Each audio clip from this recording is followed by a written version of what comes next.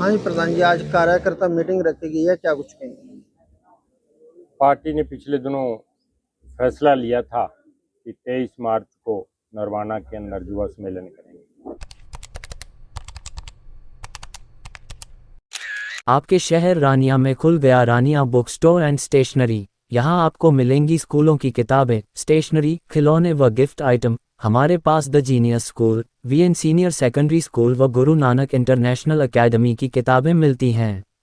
एक बार सेवा का मौका जरूर दें, क्योंकि उस दिन शहीदी दिवस भी है और उसको हर जिले वाइज पार्टी के राष्ट्रीय अध्यक्ष चौधरी अभय सिंह चौटाला जी ने ड्यूटियां लगाई बकायदा तौर पे। और ओम प्रकाश जी गोरा जी लोहारू से पूर्व विधायक हैं। ये हमारे सिरसा जिला के प्रभारी के तौर पे आज मीटिंग 5 हल्कों की मीटिंग लेंगे जी इसके बाद हम इलाहाबाद जा रहे हैं, माधो सिंघाना में है इलाहाबाद हल्के। उसके बाद सिरसा विधानसभा हल्के की है सिरसा कार्यालय।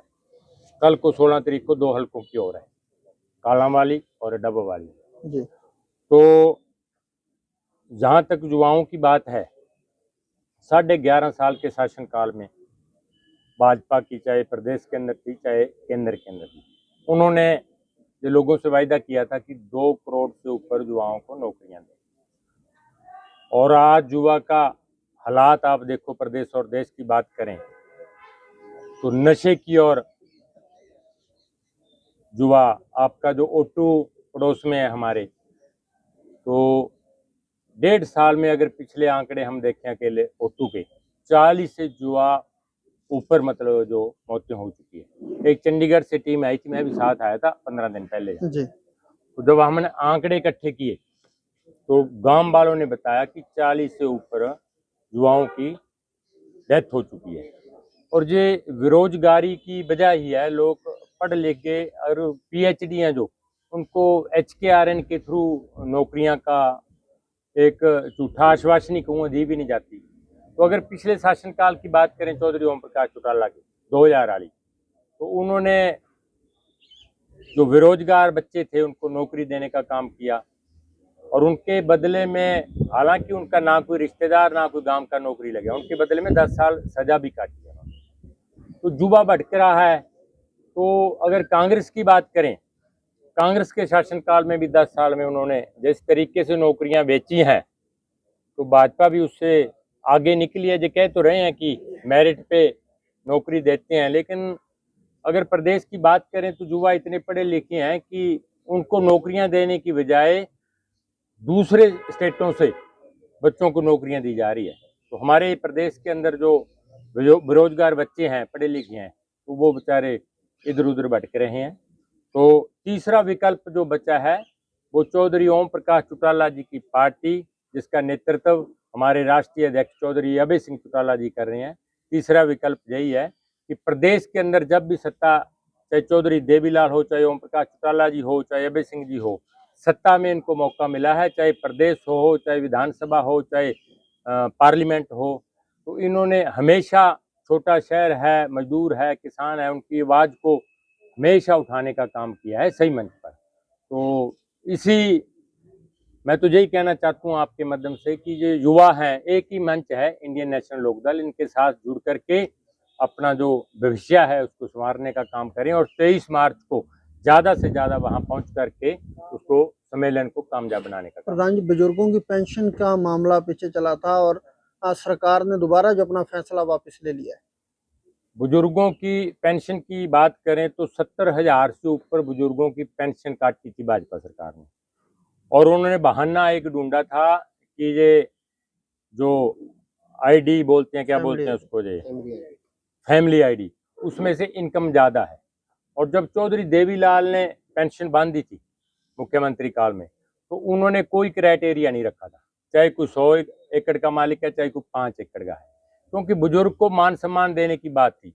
उसमें कोई आर्थिक स्थिति की बात नहीं थी। एक बुजुर्ग को अगर उनकी बेटी आती है, पोती आती है, कोई लड़की आती है, तो उनको सम्मान के रूप से उसका मान सम्मान कर सके, इसलिए चौधरी देवीलाल ने बांधी थी। उसके बाद जब 1992-91 के अंदर चौधरी भजनलाल के हाथ में बागडोर आई प्रदेश की, तो उन्होंने एक 10,000 का क्राइटेरिया बना दिया। अभी 10,000 से जो लिमिट है, इससे अगर किसी की ज़्यादा है तो उसकी पेंशन काटी जाएगी। और 5 एकड़ भूमि का भी, लैंड का 5 एकड़ से ज़्यादा जमीन है तो उसको भी काटेंगे। लेकिन उसके बाद फिर संशोधन हो गया, वो संशोधन फिर हो गया था। लेकिन अब फिर भाजपा सरकार ने ये 1,80,000 का जो उन्होंने एक आर्थिक क्राइटेरिया निर्धारित किया था, तो जैसे ही चौधरी अभय सिंह चौटाला को पता लगा तो उन्होंने पंचकूला में एक प्रदेश सत्र का बड़ा आंदोलन छेड़ने की घोषणा की थी। उसके ठीक 3 दिन बाद ही सरकार ने ये अपना वापस ले लिया और 3 महीनों की इकट्ठी बुजुर्गों के खाते में पेंशन आई है। तो ये क्रेडिट चौधरी अभय सिंह चौटाला को, इंडियन नेशनल लोकदल को ही जाता है। आने वाले चुनाव के लिए इनेलो अपनी तैयारी किस तरह से? 3.5 साल पड़े हैं अभी तो चुनाव में। तो जैसे जैसे ये भाजपा से लोग दुखी हैं, ये तो तीसरी बार भी अगर ये भाजपा की सरकार बनी है तो ये लोग नहीं बना करके राजी थे भाजपा सरकार को। ये तो चौधरी भूपेंद्र हुड्डा जी, कांग्रेस के जो नेता हैं, उनकी वजह से ही तीसरी बार जो सत्ता में भाजपा आई है। क्योंकि इन्होंने अगर अलग अलग बात करें, चाहे संध हल्का था, चाहे उचाना हल्का था, चाहे कोई और हल्का था, वहां भी इन्होंने, अगर उचाने हल्के की मैं आपको बात करूं तो वहां इसके जो 3 कैंडिडेट खड़े थे, रेबल कैंडिडेट कांग्रेस के, 60,000 वोट, 65,000 वो कैंडिडेट वोट ले गए थे। तीनों ही हुड्डा साहब के आदमी थे। तो 33-34 वोट से हारे हैं मेरे ख्याल वो। असंध हल्के की बात भी करें तो वहां भी 18-19 वोट से वो जो गोगी जी हैं कांग्रेस के हारे हैं। तो भूपेंद्र हुड्डा जी भी वहां जब रैली करने आए थे तो मंच पे तो उनका नाम तक भी नहीं लिया था उन्होंने भी, यहाँ से उम्मीदवार कौन है।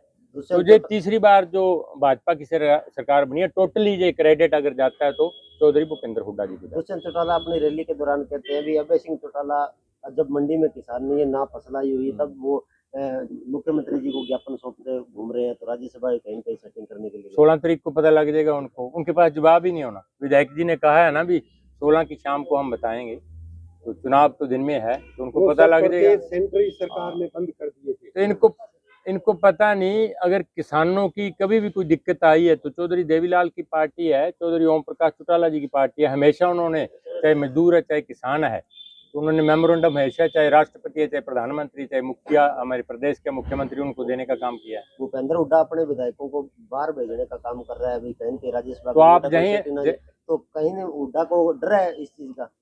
तो आप यही अंदाजा लगा लो भी, जो कांग्रेस के 37 विधायक हैं उनमें से 31 गए हैं, 6 तो गए ही नहीं।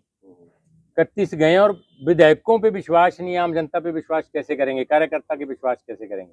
और उनका जहां तक जो सिक्योरिटी के लोग हैं उनको भी नहीं मिलने दे रहे, और जहां तक उनके टेलीफोन है पर्सनल वो भी छुपा के रखती, भी किसी से बात भी ना करेंगे। लेकिन मेरे को फिर भी अंदाजा है कि 2 बार जैसे इन्होंने स्याही चेंज करके, पेन चेंज करके वोट कैंसिल करे हैं, तो कल भी रिजल्ट देख लेना, यही मिलेगा।